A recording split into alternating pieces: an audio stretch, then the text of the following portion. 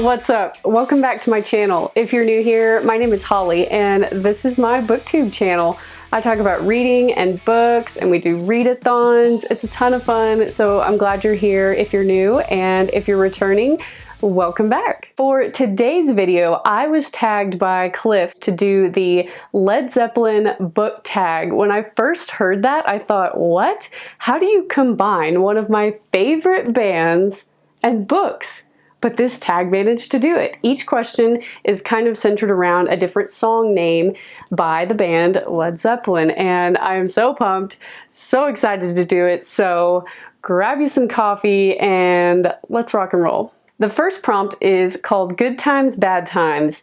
Name an author that you have read a good book from and a bad book from. For this may just be a matter of opinion, but I chose Riley Sager. I have loved the majority of his books. I think I still have like one left to read, but of the ones I've read, I've loved all of them except The House Across the Lake. I feel like I'm not alone when I say that. There was a lot of people that just felt that the twist in this book kind of ruined it, and I'd have to agree. I thought it was just a really far-fetched twist, and I guess that's just not what I expected from this book, so I thought it was not necessarily a bad book, but not one of his better ones.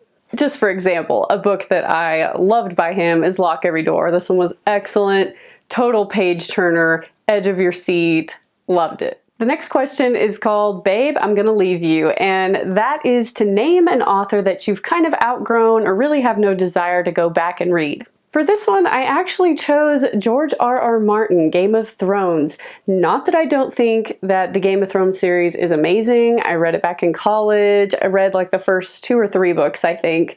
And it's a great series. It was a great TV series. I think he's a fabulous author. I guess the series has just been a little too daunting for me to really go back to, and I really have no desire to. There's a ton of books and they're all huge, and I guess I'm just not into it enough to have any desire to go back to it. Prompt number 3 is You Shook Me. Name a book with something unexpected in it that shocked you. And for this one, I picked The Secret History by Donna Tartt. The ending, I can't say it because it is literally the ending and it is the biggest shock of the whole book. But when I read this ending, I audibly gasped out loud. Like, I did not see it coming. It shocked me. I sat there just staring into space for a good few minutes. I could not believe it. If you've read it, you may know what I'm talking about. And if you haven't read it, definitely go check it out, especially if you're into the dark academia kind of vibe. Prompt number 4 is Dazed and Confused. Name an author or a book that you just really don't understand the hype for. Now, I may make a few people mad with this one, but I share Cliff's opinion. Shirley Jackson, The Haunting of Hill House.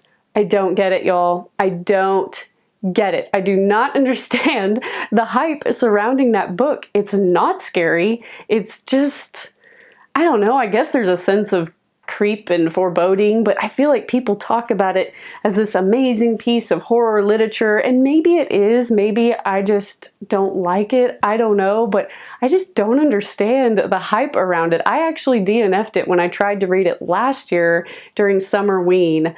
I just couldn't get into it. It dragged on for me. The main character was annoying. Oh my gosh. I prefer final girls, you know, the real tough girls with some grit that managed to escape serial killers. This girl was a ninny. Oh my gosh, she was scared of her own shadow, and I'm ranting, but you can see that I just don't get the hype surrounding that book. Prompt number 5, Your Time Is Gonna Come. Name a book that has been on your TBR for more than a year. For me, I actually have 2 books that I think fit this really well, and one of them I already talked about in my May TBR, so hopefully I'll be actually getting to it this month. So that is The Lying Game by Ruth Ware. Again, I talked about this in my May TBR.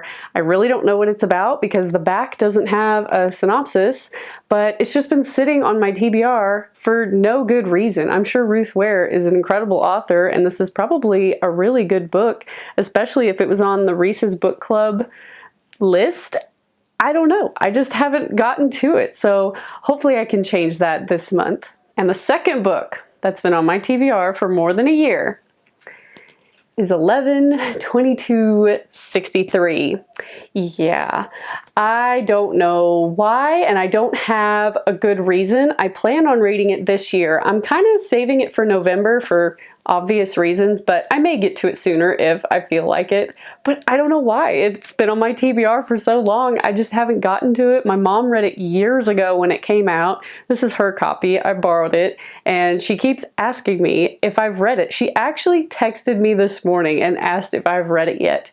Out randomly. She had no idea I was doing this video. So it's been on my TBR for more than a year, and I need to get to it. Prompt number 6 is Black Mountainside. Name a book with an unusual or unconventional setting. And boy, do I have one for y'all. Y'all are really going to get a sense of what a geek I am with this one. But the Horus Heresy series by DNF'd. I don't know if any of you have ever heard of this, read it. Not sure, but in the sci-fi science fantasy world, this is pretty well known. It's also kind of like I almost want to call it a prequel to the Warhammer series. So this is like hardcore science fiction. So this takes place in a fictional galaxy in I think like the 31st millennium, and it's just a world like no other. I can't even describe it. Just know that it's this fictional galaxy.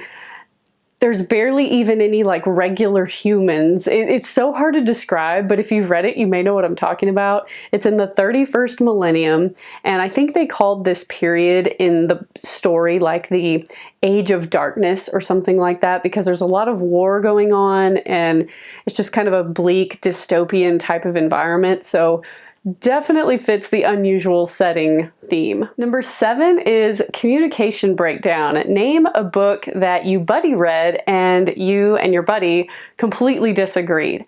And I have to say, I actually haven't buddy read anything with anyone yet. I'm still relatively new to booktube, but I'm sure I'll get around to it.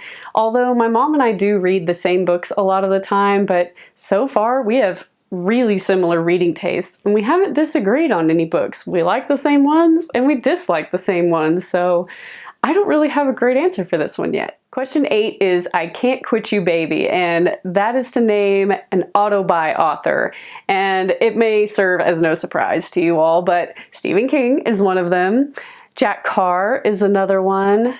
Kristen Hanna, even though I haven't read all her books, usually when one of hers comes out, I'm quick to pick it up. Riley Sager, despite the House Across the Lake mishap, and Grady Hendrix. I have yet to read a book of his that I have not liked. Question 9 is how many more times, and that is to name an author or a book that you keep coming back to, even though you've DNF'd it. And for me, I'd have to say Shadow of the Wind by Carlos Ruiz Zafón. I don't know why this one keeps sitting on my shelf. I really don't. I mean, it's not a bad book. You can see here, I've read up to page 142, so I got kind of a good way through it, and it's a good book. It's got a good premise, and it sounds interesting. I don't know. I just keep putting it down and trying to come back to it. So there's obviously something about it that isn't grabbing my attention or isn't piquing my interest in some way. If you haven't heard of this book, essentially it takes place in 1945 in Barcelona, and the war has just happened. So you're following Daniel, and he is the son of a book dealer. He deals with antique books and things of that nature. And somehow he stumbles upon this mysterious book called The Shadow of the Wind by Julian Carax. By the way, I'm probably butchering not only the author's name, but the characters' names. So this main character, Daniel, sets out to find some of the other works from this same author, and he makes a really crazy discovery that someone has been systematically destroying every copy of every book that this author has ever written. And Daniel even starts to think that he may have a copy of one of the last books in existence by this author. And it says that this quest to find these books ends up launching him into one of Barcelona's darkest secrets, a story of murder, madness, and doomed love. So, It sounds good. I don't know why I keep putting it down. I really don't. I've had it on my shelf for years and have not finished it. So if you've read it, let me know if it's worth it or if I should just put it down and leave it be. Well, that is the end of the Led Zeppelin book tag. I had a blast. I got to whip out my Led Zeppelin t-shirt that I love so very much, and this was a ton of fun. Thank you, Cliff, for tagging me. If y'all have not checked out Cliff's channel, you absolutely need to. It's called Cliff's Dark Gems. I will tag him below. He does a ton of horror reviews and horror book reviews, sometimes even movies, and this guy knows his stuff. I'm telling you, his reviews are well thought out. He's a lot of fun to watch, and just go support his channel. Go like, comment, subscribe. He and his wife are having a little bit of a tough time right now, so he may not have a video coming out anytime soon, but go show him and his wife some love. I know she helps him with creating his videos, so go check it out. Thanks for tagging me, and if you want to do this tag, if you're a Led Zeppelin fan and a book fan, get on it. Go for it, and I will see y'all in the next video. Bye, y'all.